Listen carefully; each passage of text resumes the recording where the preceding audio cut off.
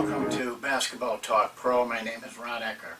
Before we get into the subject of today's video, I'd like to point out two things. One is that the course is ready to go, but in order for you to get into the course and get your discount, you have to email me to let me know that you want to take the course. I send you a link. That link will take you directly to the place where you enroll and also assure you that you're getting the $99 price. So it's a simple step. Email me, say I want to take the course. I email you with the link. You follow the link, enroll. It doesn't take more than 3-4 minutes and you're ready to go to work on the course. The second thing I want to talk to you about is we have a very special high school coach who has coached in high school for a long, long time. Very successful. He's highly thought of. He does clinics all over the world for Nike. He's very associated with USA Basketball. He coaches a lot of those 16 and under, 18 and under, all those teams, and wins with them. Just was recently named Coach of the Year in USA Basketball. For 18 years he worked with John Wooden and his camps. He has a lot to say. You have asked me about handling parents. He's going to tell you. He's straightforward. He doesn't pull any punches. He's going to let you know. And he's got a very good system for how to do that. He does not find life difficult as a high school coach because he has a good system. You need to listen to this. Well, today I'll tell you how I came to this subject. A couple weeks ago I gave you a drill called a shooting drill. And after I did the video, Coach Mumford, who is a very strong Basketball Talk Pro guy and very dedicated to basketball, emailed me and he said, I was surprised when you said that you had never corrected a player's shot. And he said, I think that's pretty revolutionary. I emailed him back and I said, not really. It's really very ancient. And I reminded him that I had given it in my book, I had mentioned 3 books that I thought every coach should read. Not one of them is about basketball. One's about archery, one's about piano playing, and one's about tennis. But they all have the same learning concept. To learn from other people that teach and work with people. So I want to remind you that I had a statement up there. It said, tell me and I will forget. Show me and I may remember. Involve me and I will understand. That statement is attributed to Confucius. But oddly enough, just yesterday, and it's my yesterday, it may not be yours when you listen to this, at the beginning, just before the Miami Heat, Indiana game, they had an interview with LaBron James.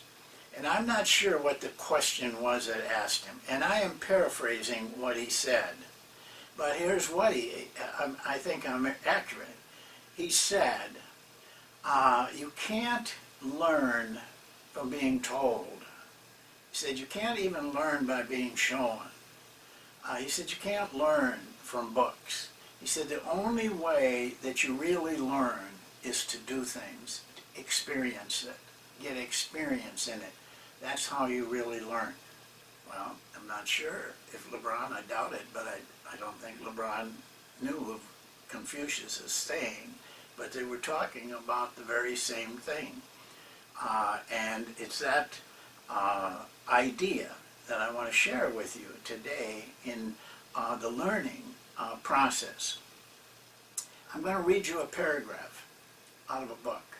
It's out of one of the books, the 3 books that I had mentioned. Don't turn me off because the paragraph's fairly short, and you need to hear it. It's experience that the author had that helped him to develop his concept in learning. It's from this book, one of the 3 books, The Inner Game of Tennis. It was written in 1970. Many books have been written to mimic it. The Inner Game of Music, The Inner Game of Poker, and a number of games using the same concept in other areas. Well, the author was stopped one day at lunch by a man. The author's a tennis pro, and in lunch a very wealthy businessman stopped him and said, "Could you help me with my backhand?" And the author said, "Well, what's wrong with it?" And he said, my swing is too high. And the author said, "How do you know that?" And he said, "Well, I've had 5 pros tell me that." So the author took him out in a little area there, and he said, "Show me the swing." And sure enough, he came back low enough, but then he raised it before he came forward. So there was a window there, and the author said, "Look at yourself in the reflection there." And sure enough, the guy could see it. He said, "I see. I'm bringing it back low enough, but then I'm raising it." And he started to practice with it, and he felt good. He said, "This feels good. I feel different on my backhand." So after lunch is where this paragraph starts. "After lunch, I threw Jack a few balls, and he was able to remember how the stroke felt and to repeat the action. This time, he just felt where his racket was going, letting his sense of feel replace the visual image offered by the mirror. It was a new experience for him. Soon, he was consistently hitting top-spin backhands into the court with an effortlessness that made it appear this was his natural swing. In 10 minutes, he was feeling in the groove, and he paused to express his gratitude. I can't tell you how much I appreciate what you've done for me. I've learned more in 10 minutes from you than in 20 hours of lessons I've taken on my backhand." I could feel something inside me begin to puff up as it absorbed those good words. At the same time, I didn't know quite how to handle this lavish compliment and found myself hemming and hawing, trying to come up with an appropriately modest reply. Then, for a moment, my mind turned off, and I realized that I hadn't given Jack a single instruction on his backhand. "But what did I teach you?" I asked. He was quiet for a full half-minute, trying to remember what I had told him. Finally, he said, "I can't remember your telling me anything. You were just there watching, and you got me watching myself closer than I ever had before. Instead of seeing what was wrong with my backhand, I just started observing, and improvement seemed to happen on its own. I'm not sure why, but I certainly learned a lot in a short period of time." He had learned, but had he been taught? This question fascinated me. I can't describe how good I felt at that moment, or why. Tears even began to come to my eyes. I had learned, and he had learned, but there was no one there to take credit. There was only the glimmer of a realization that we were both participating in a wonderful process of natural learning. I want to repeat that.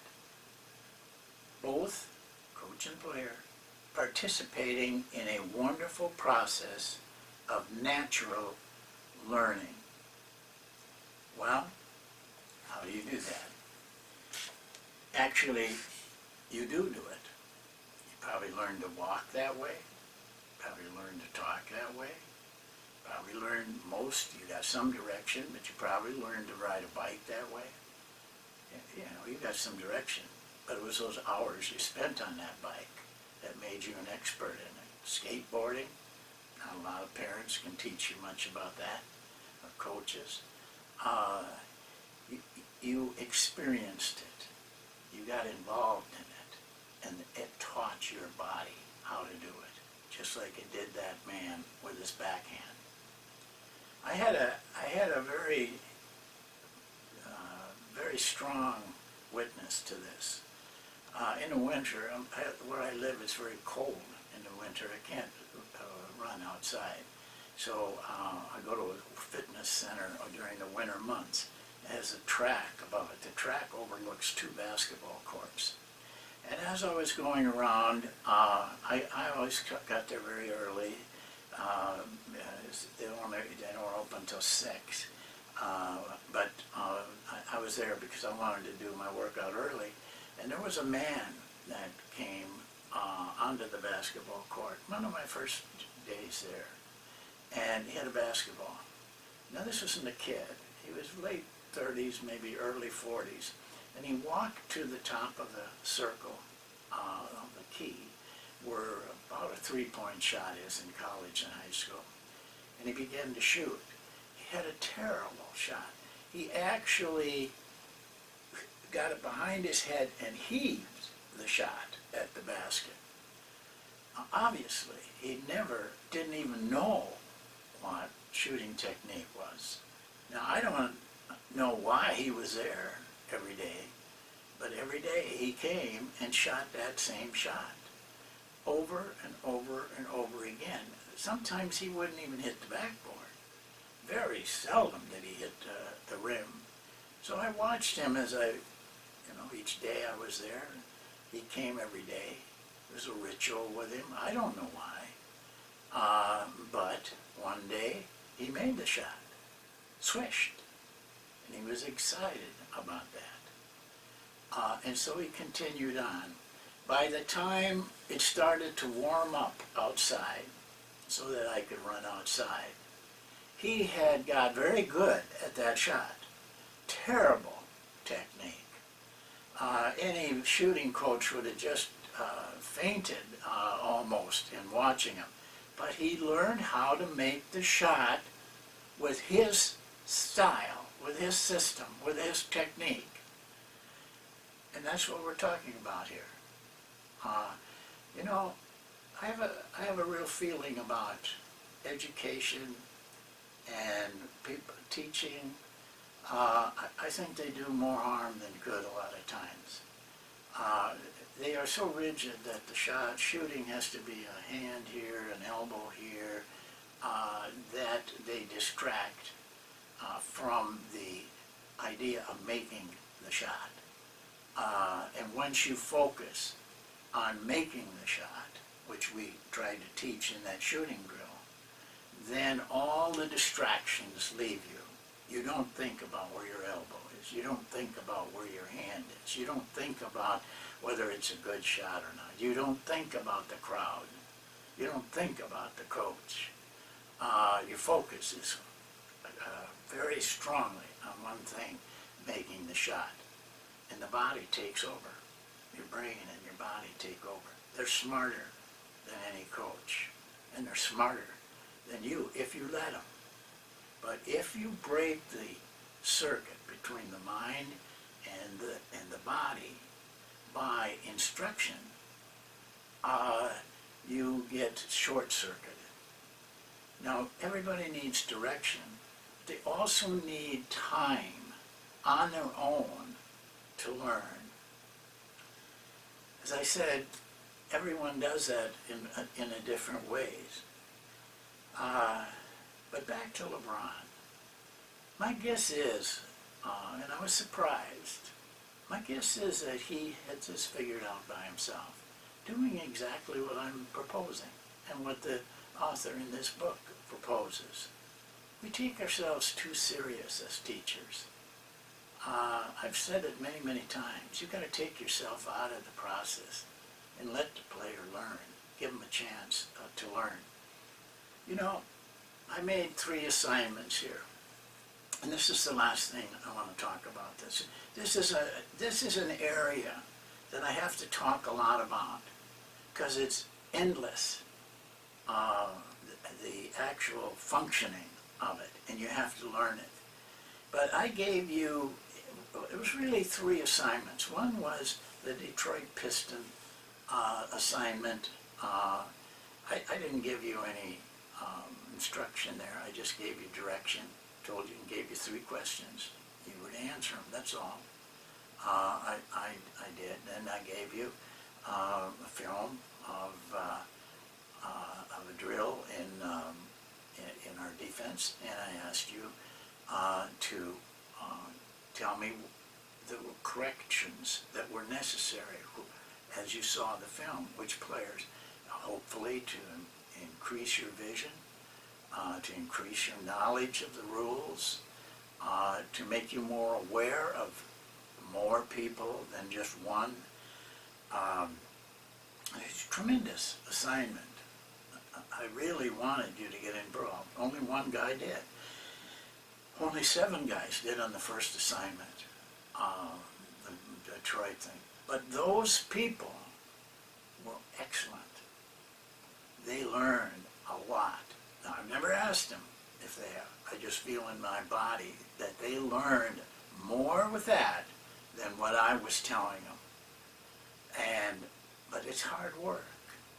The third assignment I gave you was this.